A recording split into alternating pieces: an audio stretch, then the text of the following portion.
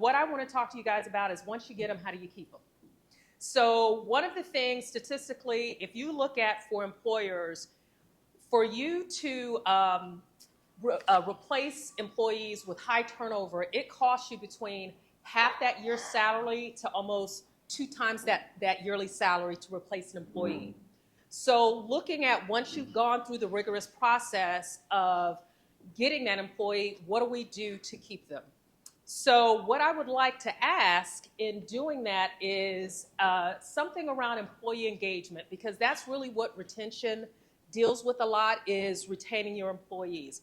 So question to a business owner: can someone give me a creative way that you keep your employees? What's one of the ways that entices them to stay? We go to dinner evenings together. I like that. Here you go. Thank you, ma'am. You're welcome. Anyone else? Bonuses? Money's always a great thing. Yes. Here you go. Oh, thank you. You're welcome. Yes. And mine's great. Yes. Road trips. So, all right. So for human resources, you know, when people think of human resources, they really just think of paperwork. They're the ones who process my pay, you know, tell me about my benefits, track vacation, sick days. HR is so much more than that. HR is looking at, number one, do we have the right person for the right job based on what the company's trying to do? We're also looking at how that employee is going to help grow my business, help my business make money. So, you know, those are things that HR is looking to do. How is HR going to do that? So HR, the new catchphrase as of late around HR is human capital.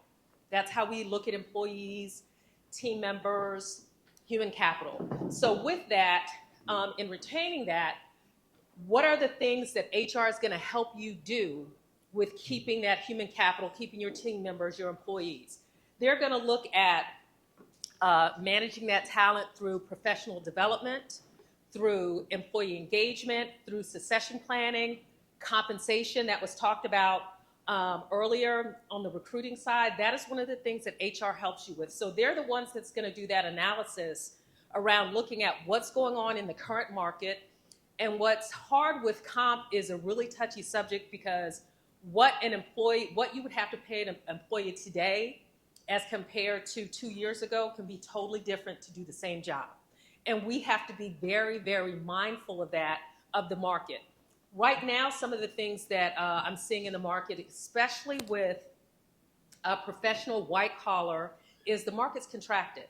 So you have a lot of talent out there looking for positions. What does that mean now? The comps are very competitive. So the ability to ask for what they want, there's a lot of competition and a lot of negotiation.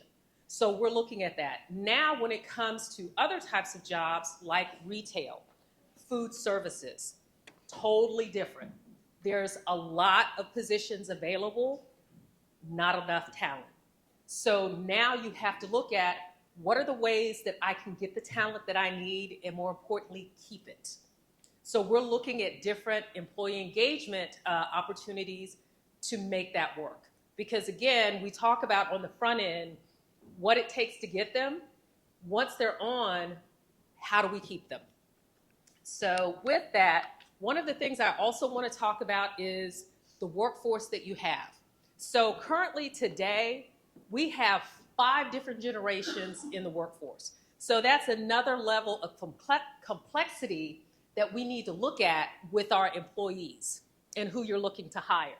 So, you know, we have maturists, and what's interesting about your maturists and your baby boomers, right now, that's the largest group coming back into the workforce.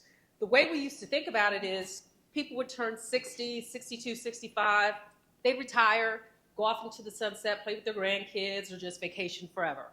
That is not the lifestyles that people are looking for. A lot of it is financial, but the other thing is people are living longer and they still want to give back. Retirement for them is not what they're looking for, not to work. They want to work. So that is a group that we're looking at, and we kind of call them the untapped market. So, those are things that we tell folks, that's a group that you need to be looking at because their work ethic is something that you are all looking for. So, a lot of us here may be the Gen X's. I'm one of the Gen X's here. And, our priorities are different. And when I look at this, what I highlighted here is what your aspirations are and your attitudes toward careers. So let's start back with the baby boomers. Those are folks that they were looking for job security. Coming into the workforce, you stay with the job till retirement, you retire, you're done. You're only going to have one, maybe two jobs in your career. Now let's look at our Gen Zs. We talked about them already. These are folks that are looking for skills. They have, unfortunately, watched multiple generations in the workforce. They've seen parents or family members be laid off, having multiple jobs that they thought that they were going to have forever. So that idea of job security, they're not looking for that because they don't believe that one company is going to give that to them. So, and also one of the things that I need to remind folks of for the Gen Zs, and now they have what they're calling the Gen Alphas, the group behind them. A lot of employers that I talk to are very frustrated with, their work ethic, how they think about things. And I need to remind people, these are our children, our grandchildren, our nieces and nephews. We did this. We cannot be mad at them. We were the ones that said everybody gets a trophy. We were the ones that said everybody is special. And then we throw them out into the real work world, and we're like, no, you got to work for it. That there is some accountability here, that there's sacrifice, and we need to remember that. I also have a military background. I've done active duty, National Guard Reserve, so now I'm going into year 32 in doing this. Thank you. And during COVID, where it changed everybody's world, even on the military, I ended up back on active duty because I'm a medical planner for the Army, and we were having conversations about our young soldiers. They ask why all the time. They just don't follow directions. And I had to remind my counterparts the same things. I was like, we all have teenagers here. Your teenagers ask why. We challenge them to ask why. So why is it when they get into the workforce, we want them to be something different? So in doing that, we have to look at the different types of people that are coming into that company or your company on your team. These are things that you need to think about for retaining people. And like I said, their attitudes toward careers, the younger folks are looking more at flexibility, freedom, those career skills. My generation, work-life balance. I love vacations. Every time I come off one, I'm trying to figure out how to go on another one.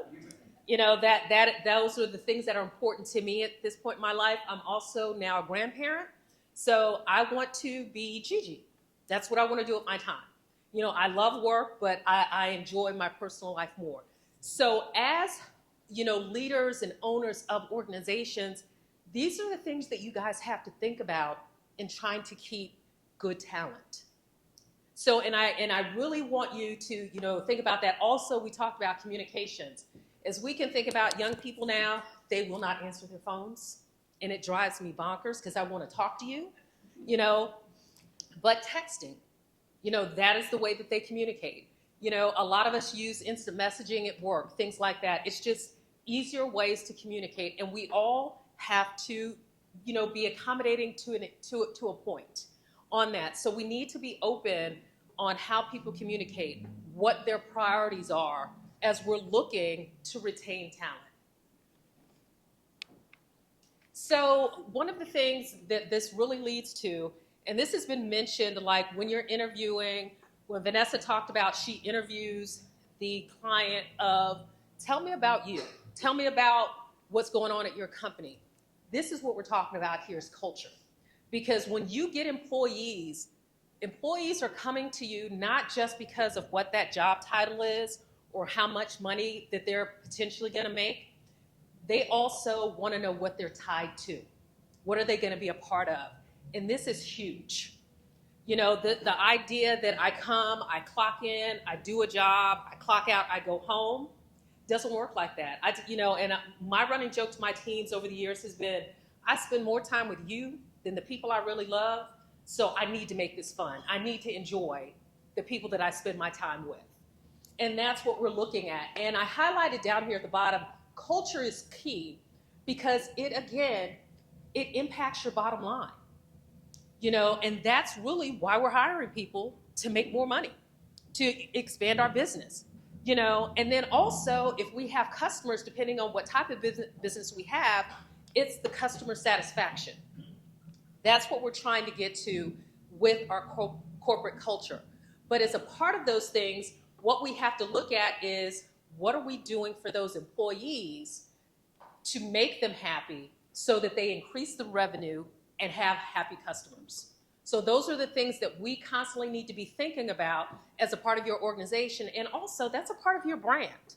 You know, this idea of, you know, we now have folks that are doing things where you can have one culture that is very, you know, kind of corporate, straight-laced, you're business casual all of the time, it's conservative. You can have also a culture where you wear jeans, shorts, flip-flops, bring your dog to work, you know. People do all types of different things, but you have to think about what type of culture are you trying to have for the talent that you're trying to attract. And I have one client that I'm working with now that they're growing, but they're also acquiring other smaller companies. So there's the thing of, we have our culture, we're bringing in new people, what is our new culture going to look like? And this applies also to smaller companies, where you go from it being just you or you and a partner, and now you have the ability to bring on staff.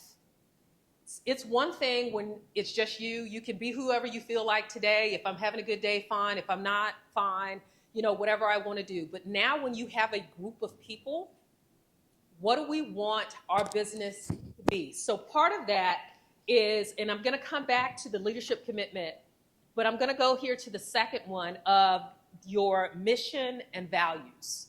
So before you can think about your culture, what are the mission and values of your organization? That's what you have to be very clear on before you think about what my culture is going to look like.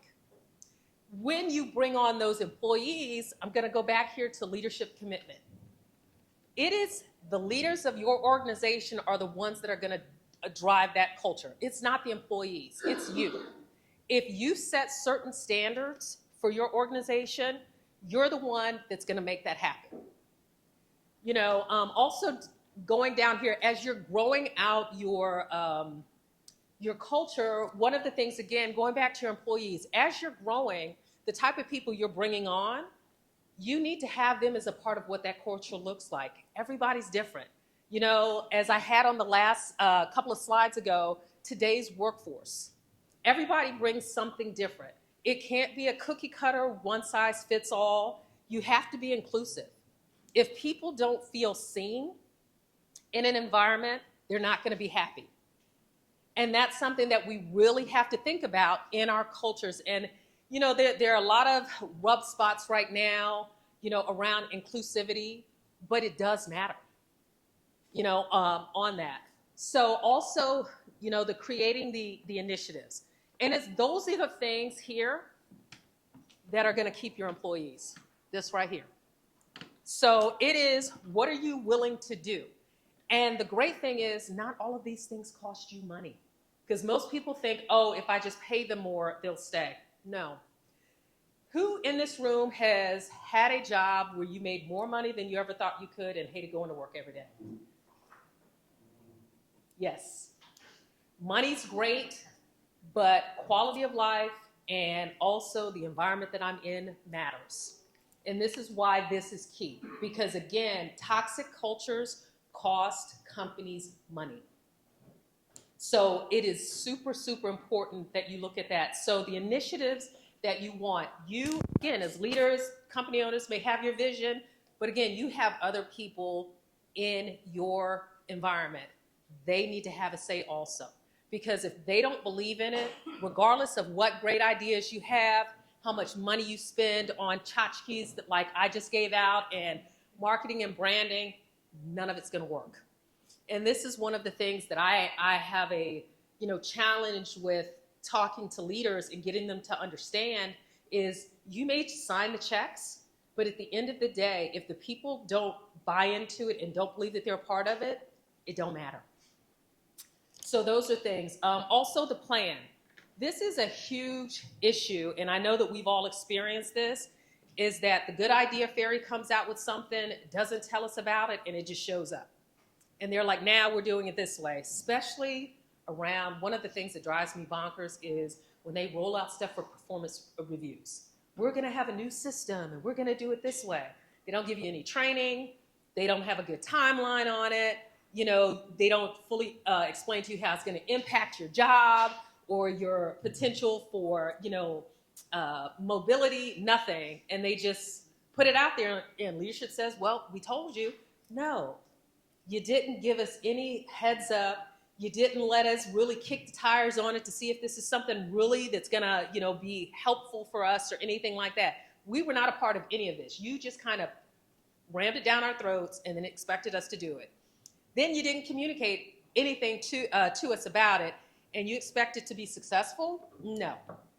No different than with any initiatives that you want to do around change. If you don't have a communication plans to say, hey guys, we're looking to do something different.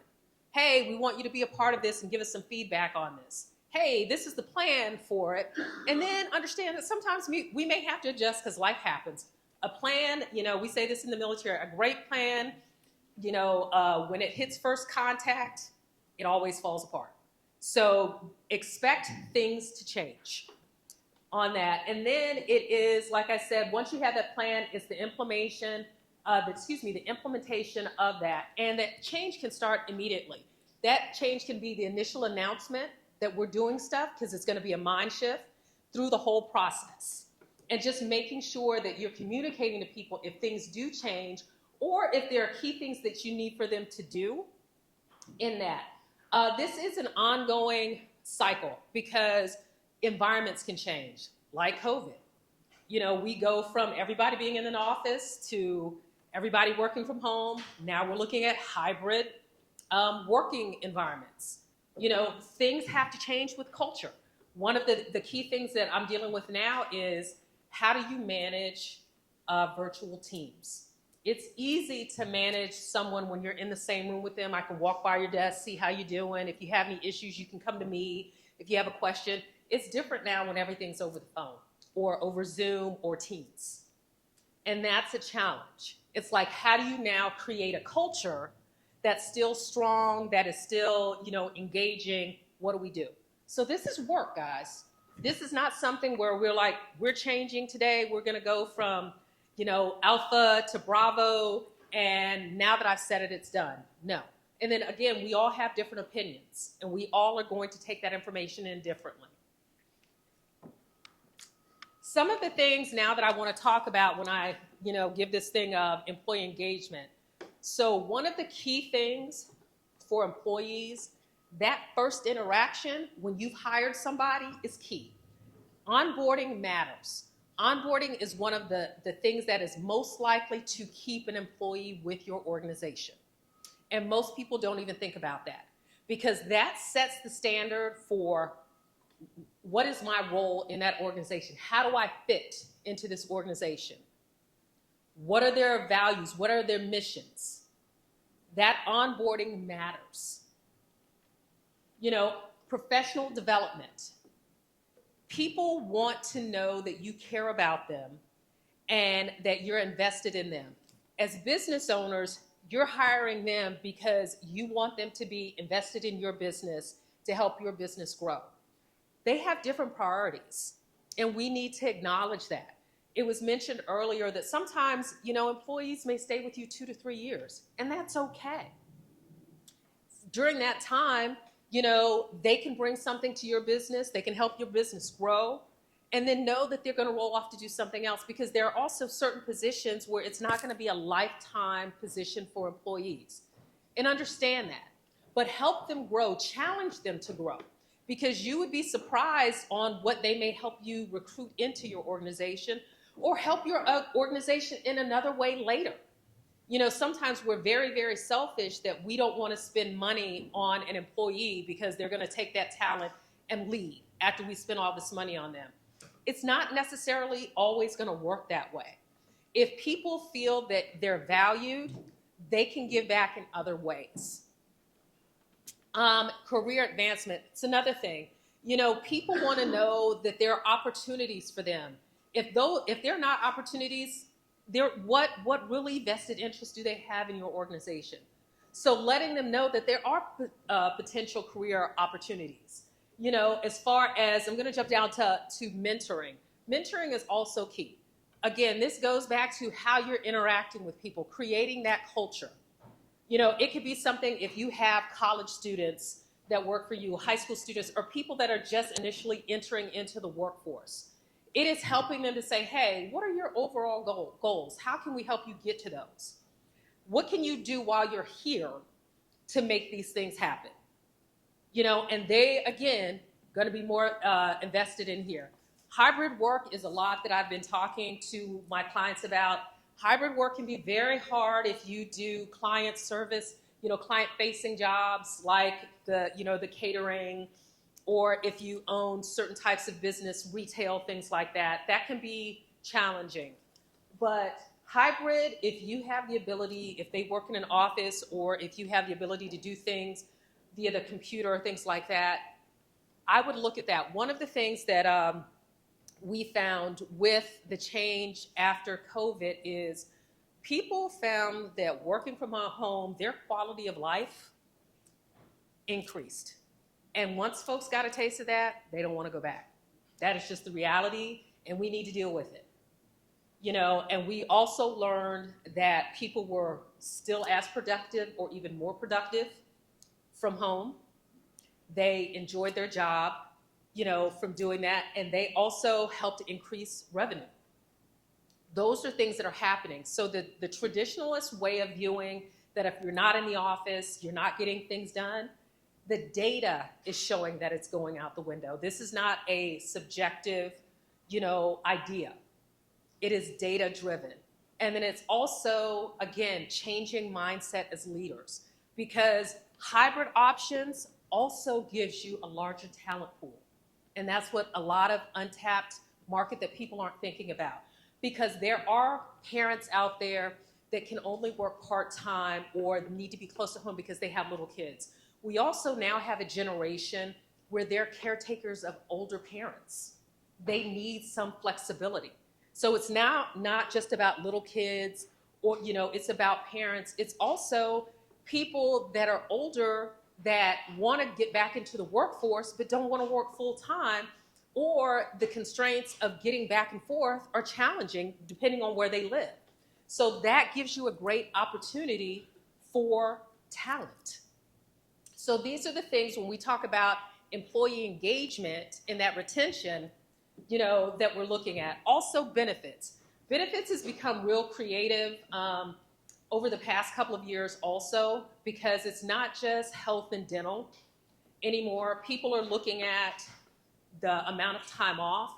What's interesting is a lot of companies have gone to this unlimited vacation, but with that, they found that people aren't taking unlimited vacation. They're taking the same amounts that they were taking when you were only giving them 2 or 3 weeks a year. It hadn't changed. But the freedom and the flexibility to know that they have those options makes people feel better. Again, data-driven.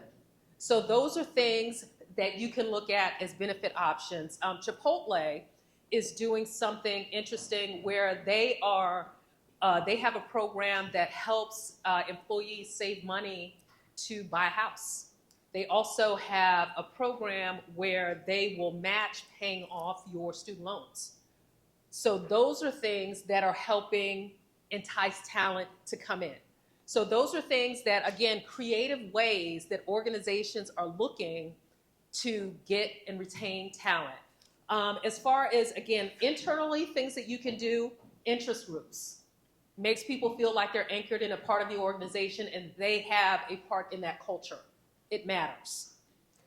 Team building activities, you mentioned going out to dinners, bonuses, and ma'am, what did you say in the back? Trips, love trips. Like those are things that you can do. Wellness is another initiative that a lot of companies are incorporating. It is mental health matters. We all have stressful jobs. We have stressful lives. And we're trying to make all of this work, and still be a great person. That matters. Like little things of bringing stuff into the office, giving us opportunities to do wellness initiatives. Those things matter to employees.